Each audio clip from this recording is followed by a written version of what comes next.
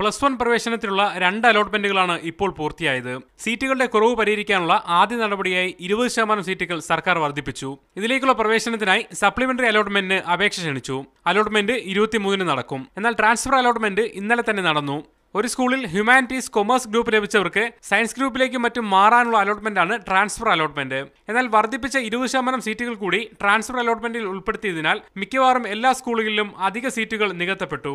Malappuram downhill government girls high school ഒരു ഉദാഹരണം. ഇവിടെ സയൻസ് ഗ്രൂപ്പിൽ ഇനി 2 സീറ്റുകൾ മാത്രമേ ബാക്കിയുള്ളൂ. ഒരു ഡിവിഷൻ മാത്രമേ ഉള്ളൂ എങ്കിലും സപ്ലിമെന്ററി അലോട്ട്മെന്റിനായി 10 സീറ്റ് ഉണ്ടാകേണ്ടതാണ്. ട്രാൻസ്ഫർ അലോട്ട്മെന്റിലൂടെ ഹ്യൂമാനിറ്റീസ് ഗ്രൂപ്പുകാരും മറ്റും സയൻസ് ഗ്രൂപ്പ് നേടിയതാണ് സീറ്റുകൾ കുറയാൻ കാരണം.